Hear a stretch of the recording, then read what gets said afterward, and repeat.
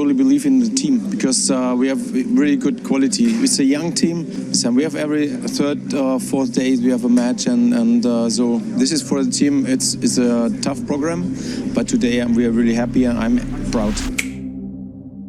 Say it quietly, but confidently. Barcelona are back in business. At first, it looks like Barcelona is finally getting its act together. A domestic treble, a new manager, some of the world's most exciting young talents, and even a football so beautiful and intense, you're always on your feet. And then, you watch them again. And again. And suddenly, you realise, this isn't just a comeback. This feels familiar. The intensity, the fluidity, the talented and fearless young core. It feels almost like 2009 all over again. But this time, it's being engineered by a German mastermind.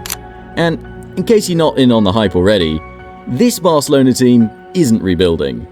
They're reawakening the old guard inside of them. They are becoming a version of what they used to be, which made us call them the best club side in the world. And history tells us, when Barca finds their rhythm, the rest of the footballing world should be afraid. But just in case you're not sold yet, stick with us to find out why this Barcelona's resurgence might actually be a bigger problem than you think. I think this journey we started the last year, it's not over. There's no denying it.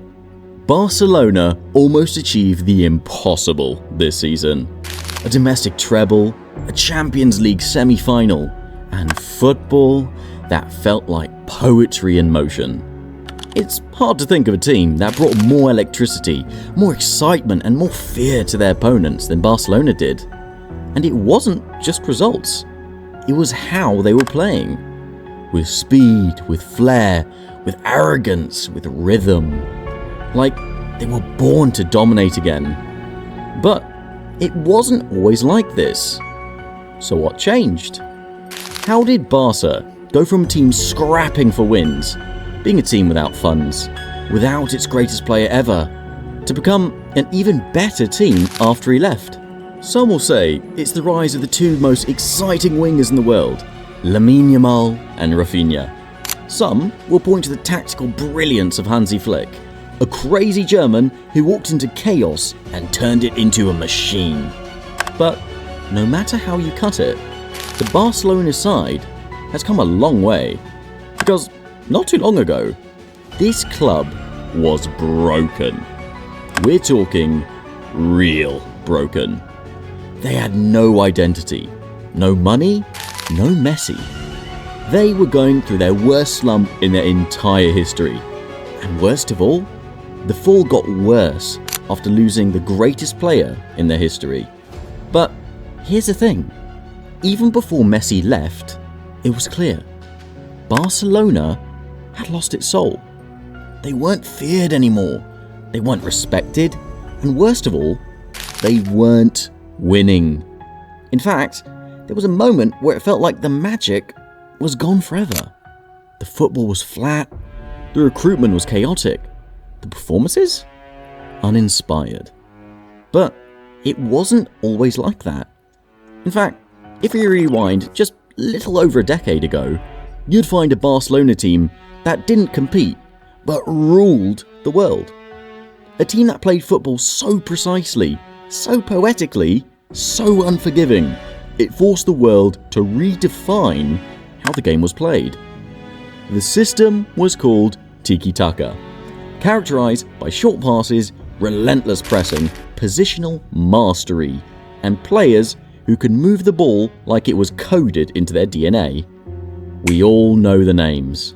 Xavi, Iniesta, Busquets, Alves, Messi, some of the greatest midfielders that suffocated you, a forward line that embarrassed you, and a back line that never panicked. Under Pep Guardiola, that team won everything.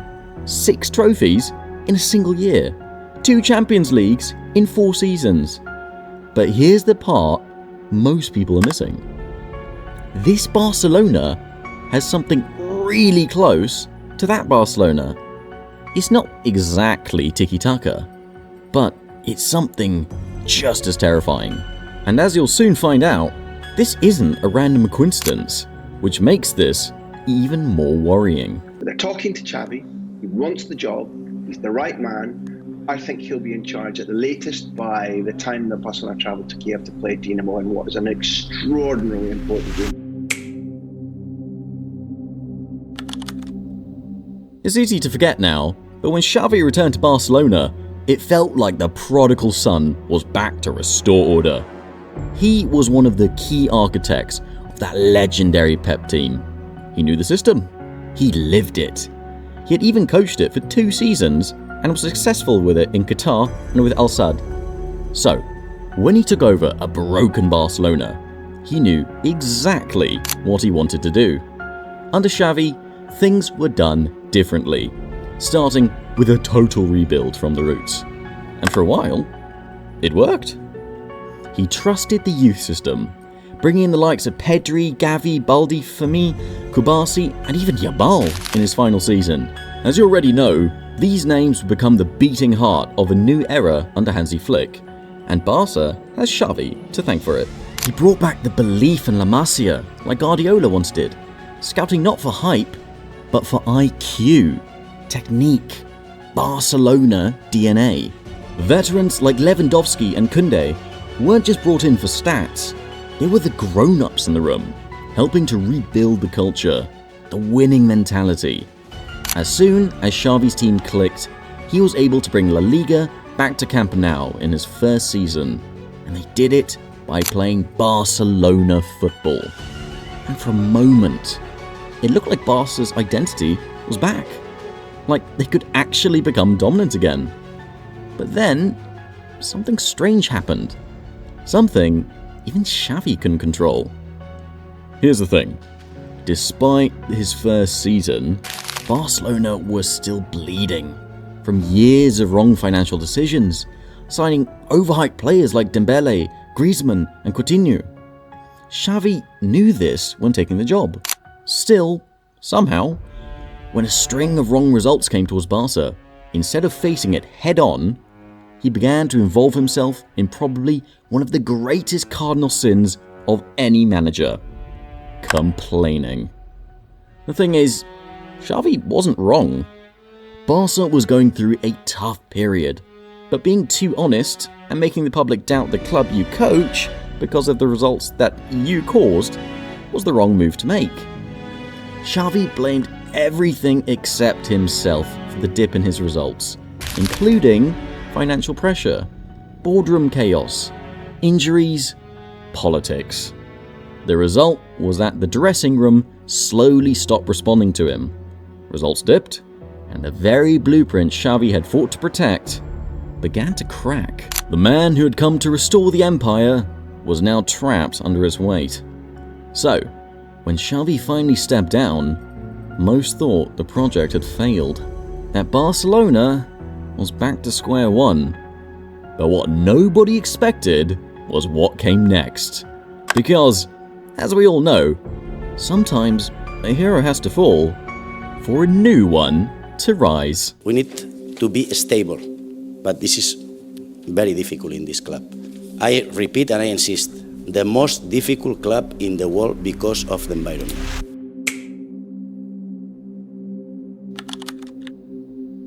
When Barcelona announced Hansi Flick as their new manager, the football world didn't know what to expect. Most just assumed it was another stopgap. But within weeks, it became clear that Barcelona didn't just hire a manager, they unleashed a ruthless machine upon the world. I mean, what were they thinking? This is the same manager who thrashed Barca 8-2, won a sextuple, and the same man who unleashed Lewandowski's game at Bayern. Hansi Flick didn't come only to rebuild the club, he came to rewind to the days when Barcelona were the best team in the world. And the scariest part? He already had the perfect pieces set up by Xavi waiting for him. When Flick arrived, he gave this crop of young talent structure. gave them tempo, gave them belief. But above all, he gave them the one thing they were missing: a killer instinct. Because Flick's Barcelona doesn't just pass you to death, they hunt for your weakness. And they do so through high press, fast transitions, explosive wing play, and tactical discipline that feels militaristic. This wasn't Pep's patient tiki-taka. This was a German-engineered chaos disguised as beauty. If you notice this current Barcelona side, you'll find a common theme. They do not give a damn about defending. Or at least, that's what it looks like. They play a really high line, which makes them chaotic and porous to attacks. It's almost like madness in full display. So, mostly, teams think they can hurt Barcelona, but Flick is actually counting on that, because that is actually part of his tactic. Flick doesn't give a damn about total defending. He cares about outsourcing the opponent till the end. A prime example is the recent El Clasico clash. It seems like madness, but it definitely worked. They stormed La Liga, winning all but 5 matches in which they drew 2 and lost only thrice. They did it while sweeping their greatest rival in the most humiliating fashion. Best of all, they swept a treble of domestic cups. Beyond La Liga, they made it all the way to the Champions League semi-final. Even, at some point, they became the overwhelming favourites to win the whole thing. Until they didn't. At this point, it's no news that Barcelona is the most exciting team in Europe. They are fast, unforgivable, and they also deliver on a consistent basis. This wasn't supposed to happen. Not this fast, not this ruthless. But what do you expect from the man who once conquered Europe with Bayern in just 8 months? A man who says nothing in the press, but speaks through results. But by the time the world noticed, it was already too late. But while everyone is focusing on a rather impressive season for Barcelona, here's what should really scare you. This season's dominance isn't the final act. It was only the setup, or a warning of what's to come. And this is where the story truly begins. Yeah, at the end, it's for Barcelona. It's always like that you have to win titles, and of course in the first season we won 3 titles, and it's really good at the end. Every great team has a system, but the truly terrifying ones, they build a system that evolves, and then they weaponize it. Manchester City did it, Madrid did it, and now that's precisely what Hansi Flick has done at Barcelona. This isn't just a high-flying resurgence, it's the quiet construction of football's next monster. Flick didn't arrive to restore tiki-taka, he came to mutate it. He took the fundamentals of Barca's DNA, which is control, width, technical brilliance, and fused them with his German precision, counter-pressing, and vertical violence. Under Flick's guidance, Barcelona's 2024-25 season was nothing short of extraordinary. 174 goals scored across all competitions. La Liga champions, with only 3 losses and 2 draws. Domestic treble, La Liga, Copa del Rey, and Supercopa de España. But beyond the team achievements, individual players flourished. Robert Lewandowski led the scoring charts with 42 goals. Rafinha had a career-best season, netting 34 goals and providing 16 assists, becoming a key figure in Flick's system.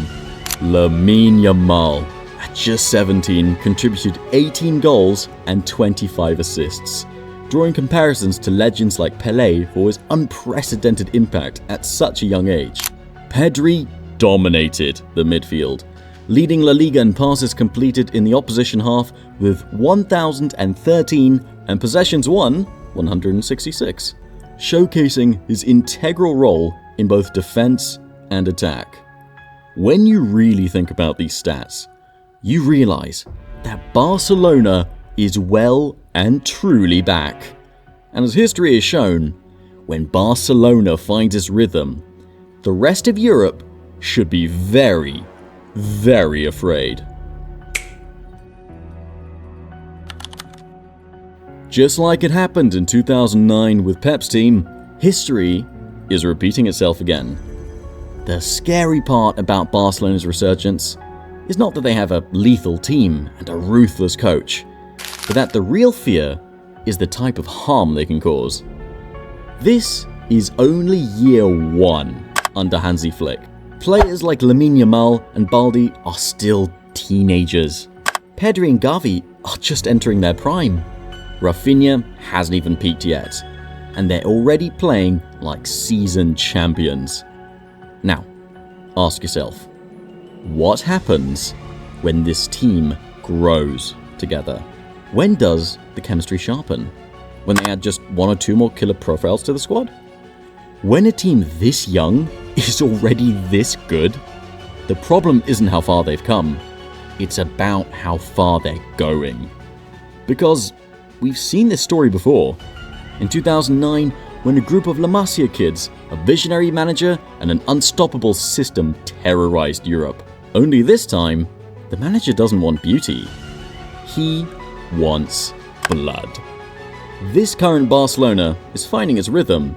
It's Barcelona remembering who they really are. And once they do that, history shows us no one is safe. But we could be wrong. Do let us know what you think. Do you think the current team has what it takes to truly win it all? Or are they just another Barca experiment waiting to fail? If you love this deep dive, do check out the next video on your screen. See you in a sec.